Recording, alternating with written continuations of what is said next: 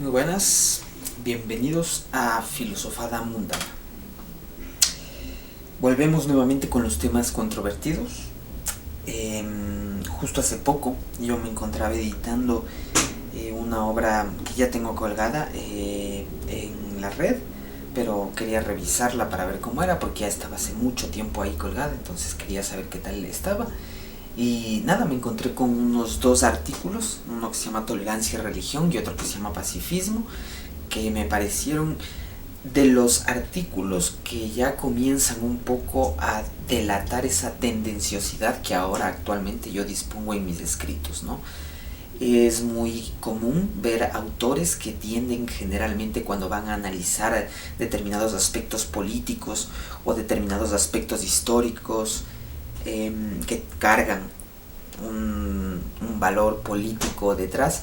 Claro, me he dado cuenta de que muchos autores generalmente tienden a la imparcialidad, tienden a mostrarse neutrales en estos temas.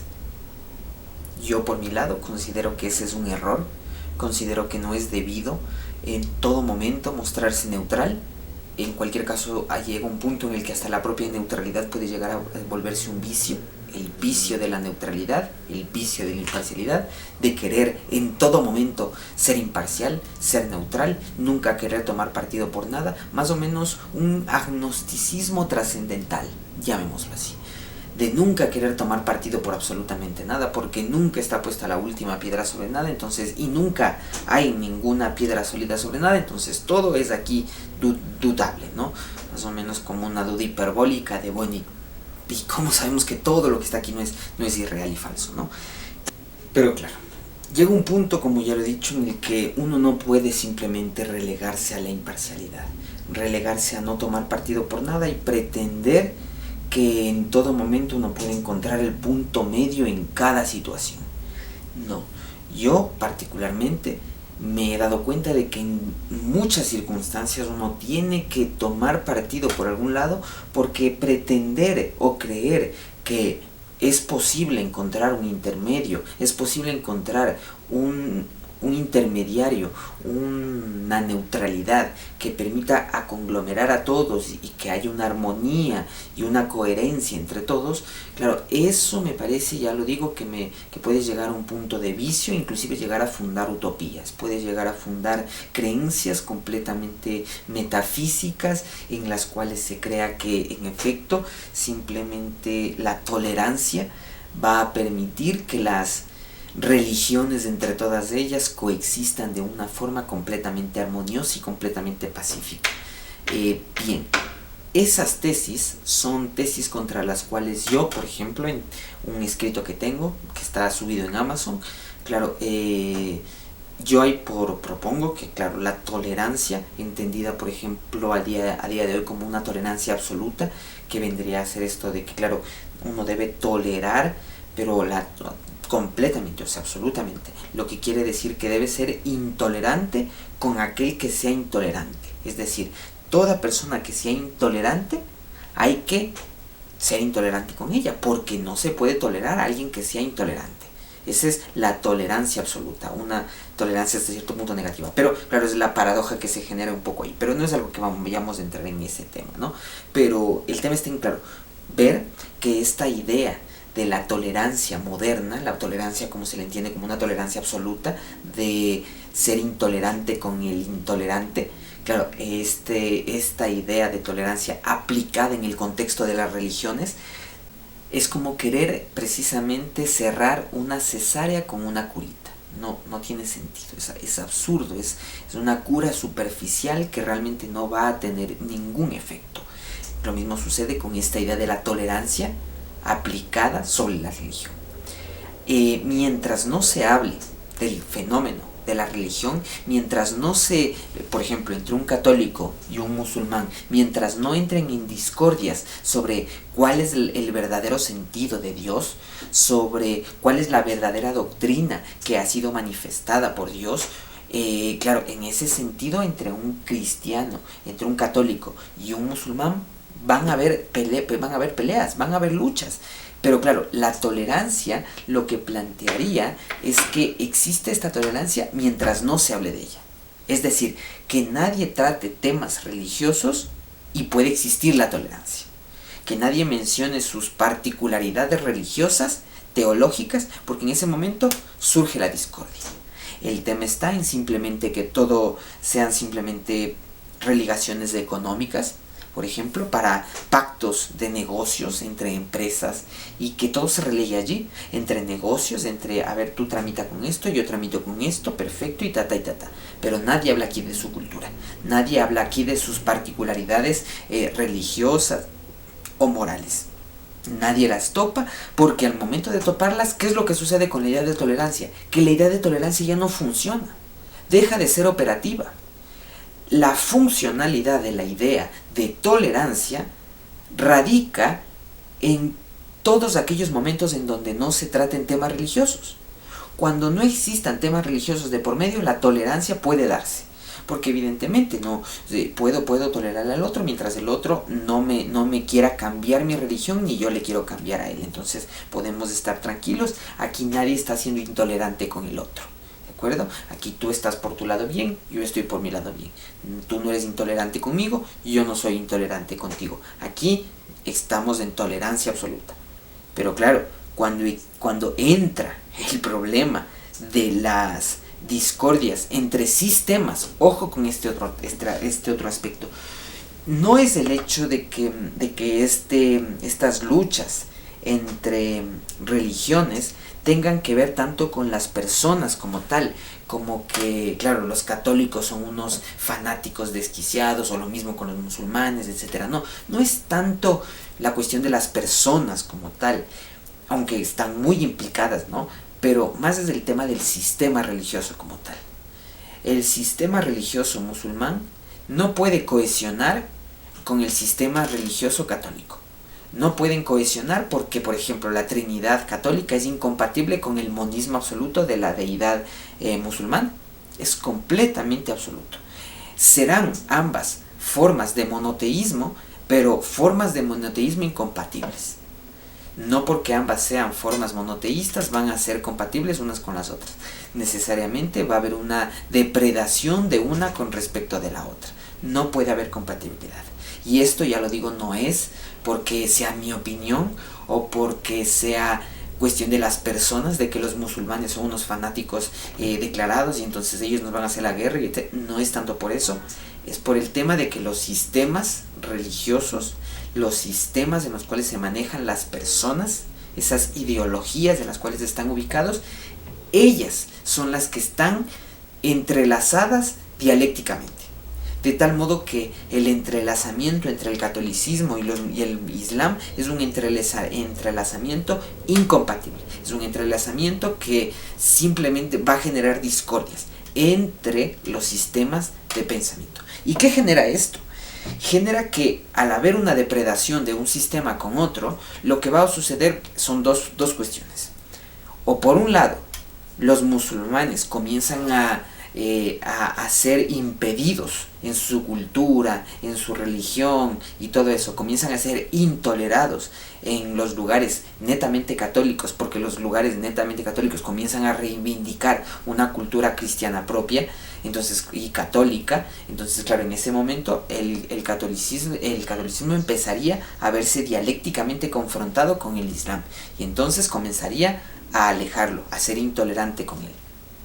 Y evidentemente lo que va a suceder aquí es que el catolicismo va a empezar a depredar ciertos sectores en donde el islam tiene su presencia, pero ya al depredarlos los va a discriminar de ese lugar, ¿no? O la opuesta, que los musulmanes en cambio sean los que depreden territorios anteriormente católicos y comiencen en estos lugares a reivindicar de manera política al islam.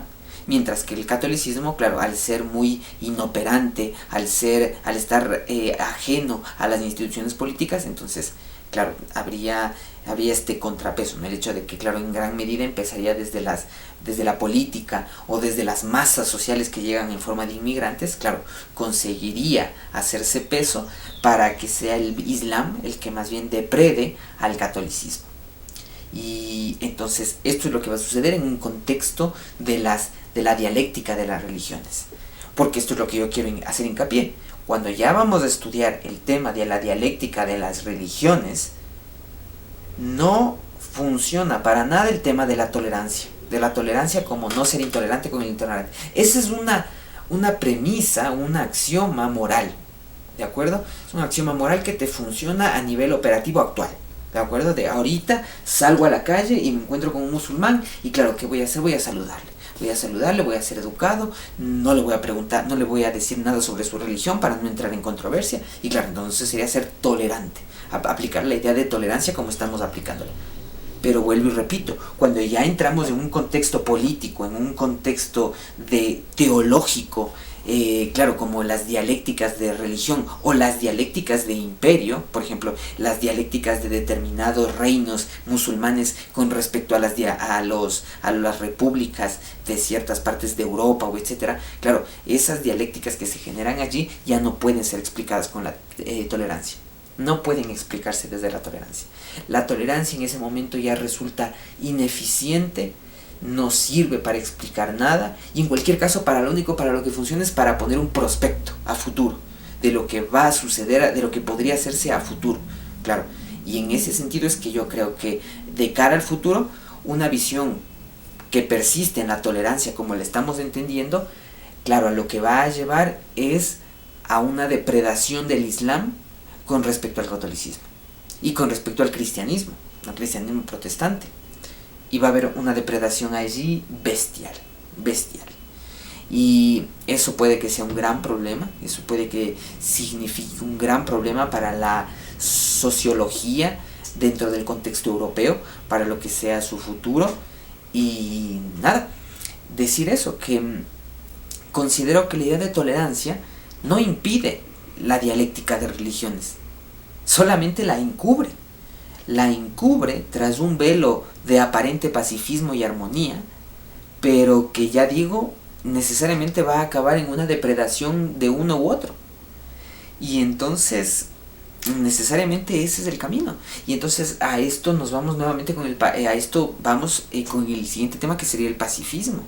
Claro, el pacifismo viene a ser sumamente contradictorio, porque necesariamente la paz, los modelos de paz históricamente dados, no los modelos de paz que se han generado, por ejemplo, en determinadas filosofías idealistas, como la paz universal, con una paz entre todas las naciones y que ya no impliquen divisiones territoriales y la división y solo exista la humanidad y cosas así. Claro, no este tipo de paz, sino las paz históricamente dadas, las paz que históricamente podemos estudiar, desentrañar y ver de qué están contenidas. Claro, esos modelos de paz han sido modelos de paz instaurados a través de la coacción violenta.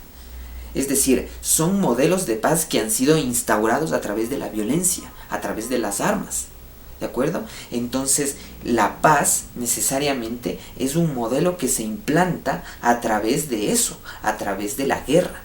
Un ejemplo de esto, y que lo expongo en este escrito que les comento que tengo en Amazon, claro, pongo como ejemplo a la Segunda Guerra Mundial, en que, claro, no fue el pacifismo el que en cualquier caso hubiera llevado a la victoria con respecto al Tercer Reich, con respecto a Hitler. No fue las arengas pacifistas, no fue estas declamaciones que buscaban la paz y que aspiraban en sus palabras y en sus ideales a instaurar la paz. No fue así que se instauró la paz que vino después del Tercer Reich y que fue la eliminación de Hitler. Esa paz que buscaban los antinazis, esa paz que decían, coño, que se vaya Hitler del poder, que ya no esté aquí, y etcétera. Claro, esa paz que buscaban los antinazis, ¿cómo se llegó a ella? A través de la victoria militar de los aliados. Y, coño, de los soviéticos, no olvidemos, los soviéticos. Los soviéticos ahí tuvieron mucha presencia. Pero ese es el tema. El tema está en que la paz necesariamente, los modelos de paz históricamente dados que podemos analizar y desentrañar, que ya dije, son necesariamente modelos que se han implantado a través de la violencia, a través de la coerción militar. Y ese es un detalle histórico que no podemos hacer a un lado. ¿De acuerdo? Y me parece importante destacar estos temas porque son temas que, claro, en gran medida son polémicos, porque claro, y por ejemplo hoy con la guerra de Israel y Gaza, claro, se habla mucho de pacifismo porque se habla mucho de esta la violencia que hay allí contra niños, contra clínicas, hospitales, pero claro, el tema está allí, en que necesariamente los modelos de paz se implantan no a través de publicidades de paz, de poesías de paz, arengas de paz, declaraciones de paz, no. Todo se basa en estrictamente la guerra, en la estrategia militar y cuál domine y deprede a la otra. Eso es lo esencial. Entonces, por eso es que creo que el tema de la tolerancia y el pacifismo son temas muy importantes y muy actuales que deben ser tratados a día de hoy, más aún desde una plataforma crítica, porque nos desarman.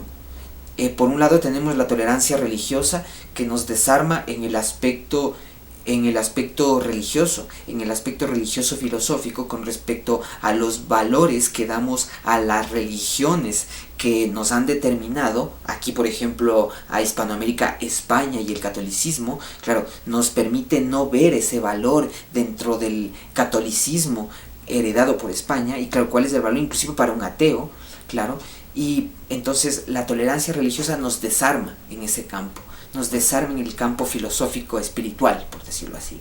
Y por otro lado, en cambio, el pacifismo nos desarma políticamente, nos desarma geopolíticamente, porque nos hace creer que son las democracias pacifistas las que consiguen precisamente establecer su modelo de paz, cuando no es así. No es así. Es la coerción militar y la mejor estrategia militar que deprede la que se impone sobre las demás.